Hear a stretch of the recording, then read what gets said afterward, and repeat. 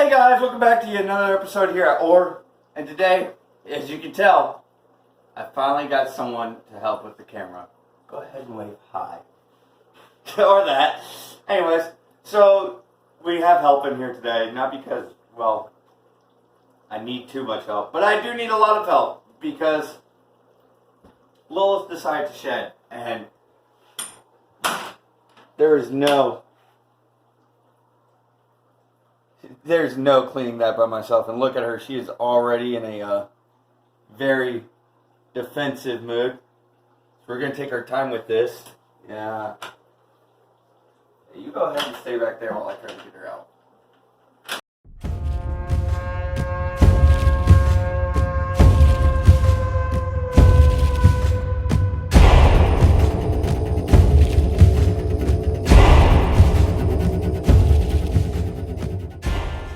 Some tongue flicks. Come on, get back in your hide. Get back in your hide so I can get you out of your hide.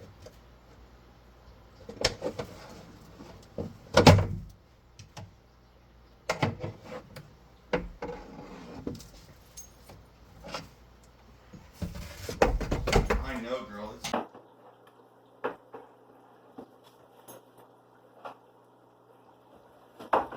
I know, girl. It's been a little while since we've gotten you out.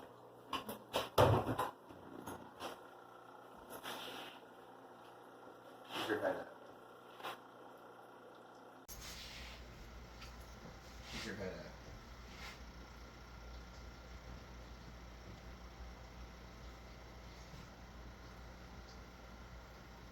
Now, it has been a little while since Lilith ate, so she may be a little bit more ornery because, well, A, she's gained a lot of weight, and B, she's now on big rabbits, so she's really got to be reduced to what she's eating, or how much she's eating. Because an obese snake can actually have a lot of the same issues as humans do when they get obese. You know, your muscles start to have... Their muscles start to have issues together. They got a lot of pressures on their ribs, pressures on their heart. No, you can't go home. And oh man, this is just, it is crazy having her back out.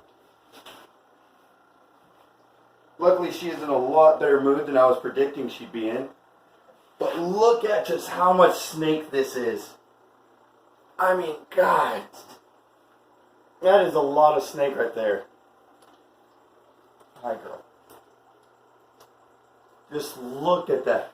And I am feeling nothing but the absolute power that this snake has as she tries to explore around this room and my body.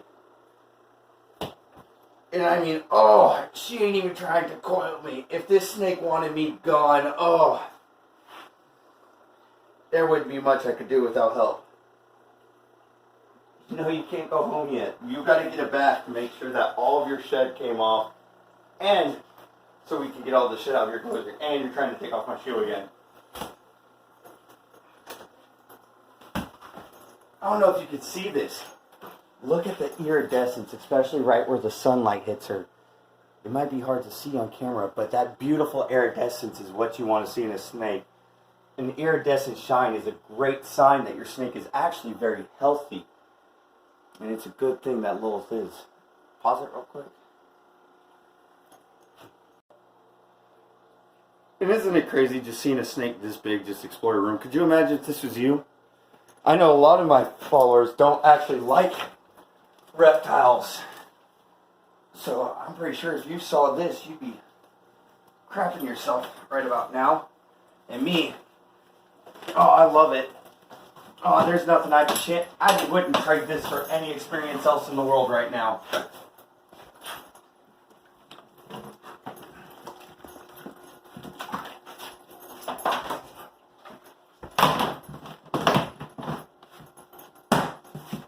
Well, yes, cleaning enclosures sucks. It is the worst part of owning snakes.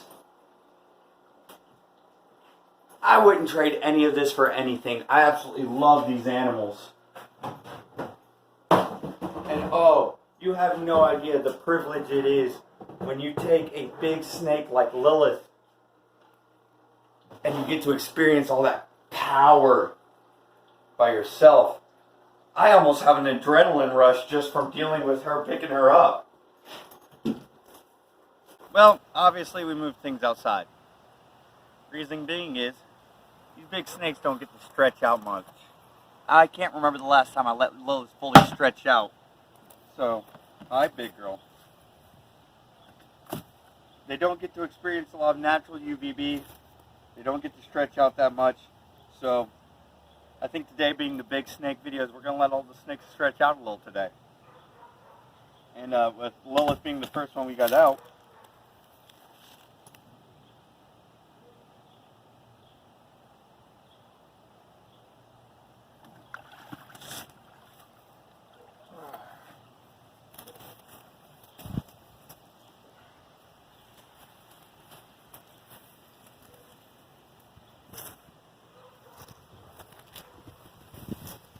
how giant that snake is.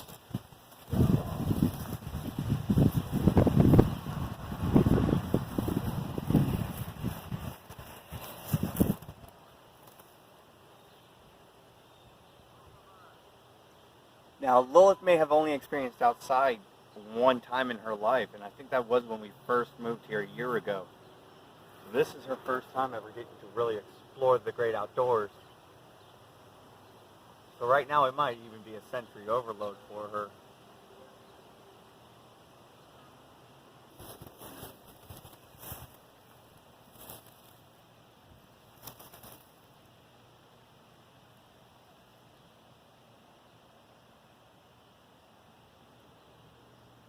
Now, it is argued whether or not snakes need UVB. A lot of snakes don't actually, need it, they say. But it is a good idea to go ahead and let them kind of get some every once in a while. I mean, I don't know about you. I might be a night owl who works night shift, but I like coming out in the sun every once in a while. No reason they shouldn't come out and enjoy it every once in a while too. It's also UVB is a great, vitamin that almost every living creature can enjoy except for cave dwellers. Cave dwellers would probably die instantly.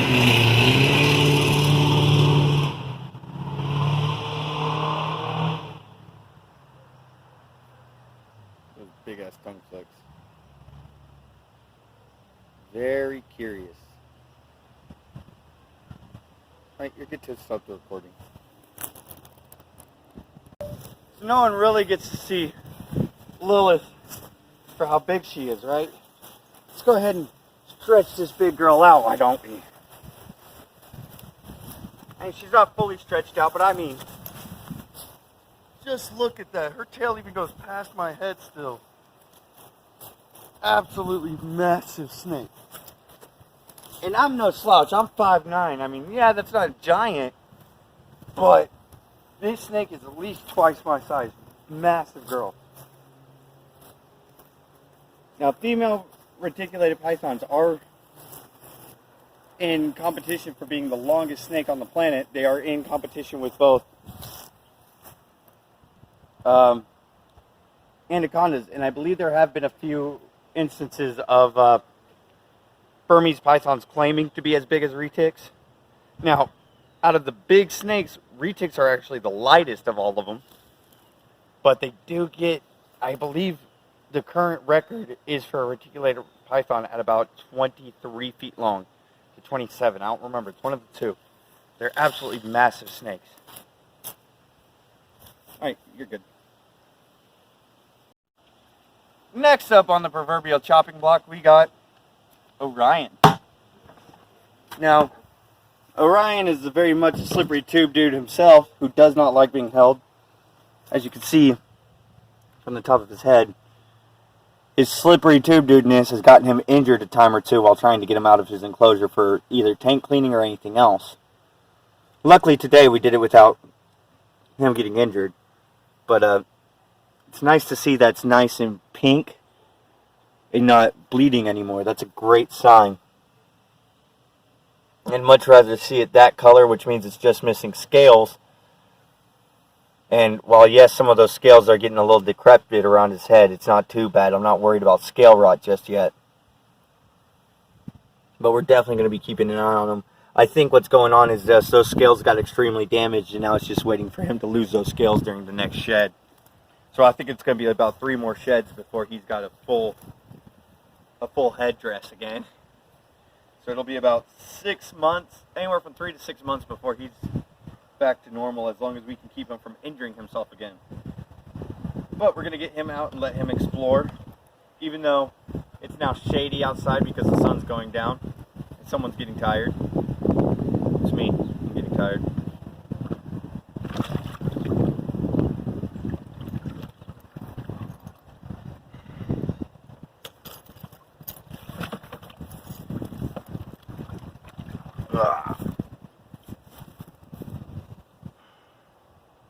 What, scared of the ground?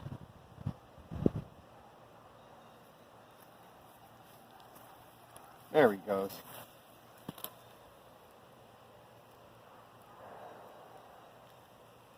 Now, obviously for those who live in Florida, this may be a particular site you've seen before, but this is our natural wild reticulated python. I want to say this is the Malaysian variant, not quite Indonesia or anything like that, because I think the Indonesian has a little bit more gold in the head and everything like that. But these are beautiful snakes regardless. Now this is what you'd be seeing out in the wild, is you'd be seeing this nice round gray snake just slithering around in the dead dying grass or hidden against a bush somewhere. But this is very much what they look like in nature, compared to Lilith, who is a bunch of different morphs that only happen in captivity, or if they do happen in the wild, they're picked off really quickly. Now, I would say Orion ultimately has the better chance of survival in the wild over Lilith. While yes, that would be true for predators, Orion is also our most sick reptile. He's constantly sick. He gets sick at least once a year. He injures himself once a year. So being the clumsy little dunce that he is, I don't think he'd make it that long. But males normally don't need to make it long in the wild. The male's whole job in the wild is to pass on some baby batter and to get the next generation started.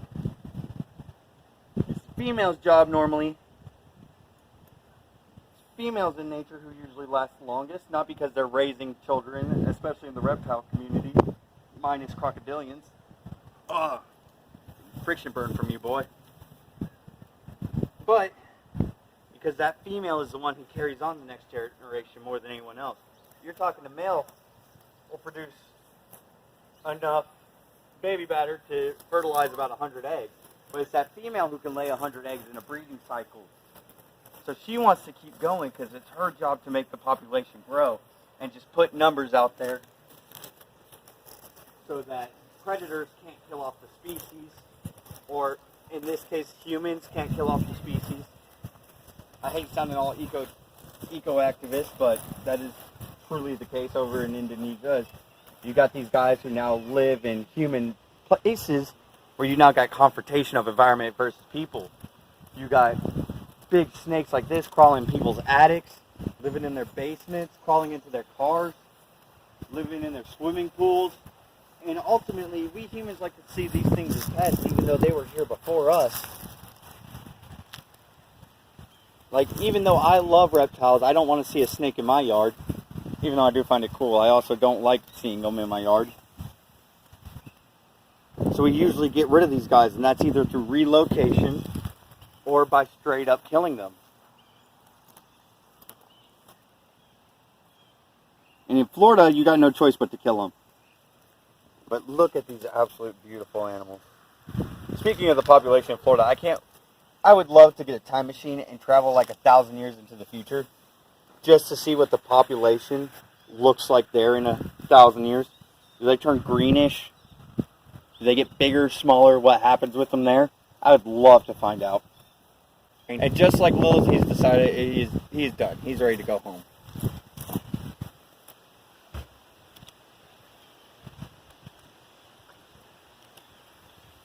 That's the great part about Orion.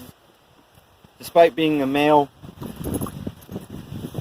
in and everything like that. My injured boy, my stupid boy, he is very intelligent. He knows when he's done, and he'll put himself back whenever he is ready. I've had him on the ground floor before, and he's just put himself back in his enclosure. I've had him do like this and put himself back in the carrying container.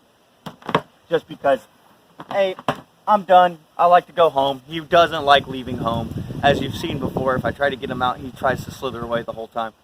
He doesn't like leaving home. He's as introverted as I am. Love this guy. Alright. Now for the smallest of the big three. Not only in nature, but of my big three. We've now got Gargoyle, a Burmese python. Burmese pythons, where the females can reach up to 20 feet like the retic, and you got males who average about 12 foot. Him being a male Burmese python, this is the smallest of the big three when it comes to length. But also, since he's my youngest, I think he is my youngest snake, minus hell, it makes him the smallest of the big three in my own collection. He's never going to be as big as Orion, but he'll weigh more. And that's what's crazy about Burmese pythons, is that despite the fact they don't even match anacondas or reticulated pythons, a male Burmese python, if fed right, can weigh just about as much as a female reticulated python. And that's just some crazy knowledge to know.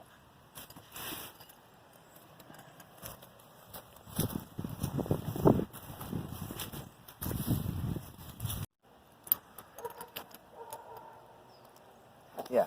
Now the cool thing about Burmese pythons is that, to me, they're kind of like alligators, right? They got this U-shaped head that's on the, when looking down at them. Unlike other, reticulated pythons have more of a rectangular head.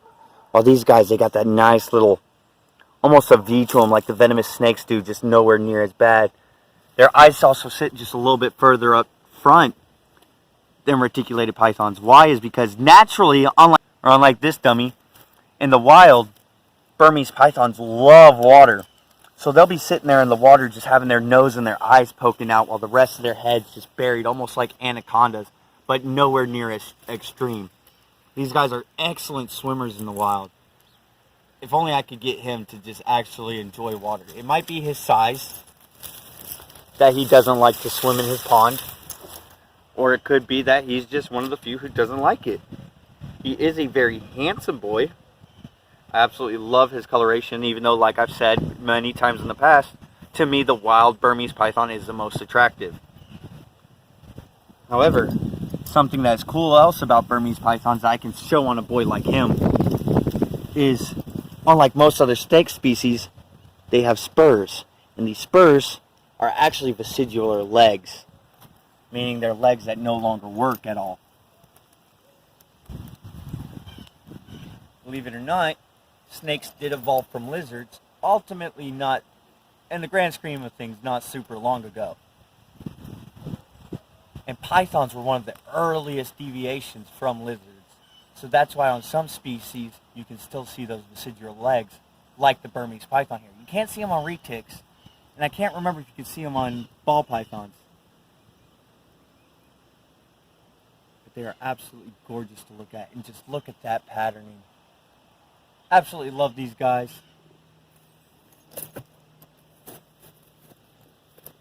Wouldn't trade them for the world. But anyways, that's going to be it for today. Thank you so much for watching. I'd say like, comment, and subscribe, but do what you want to do. Anyways, drink water, love animals, and have a good rest of your day. Bye-bye.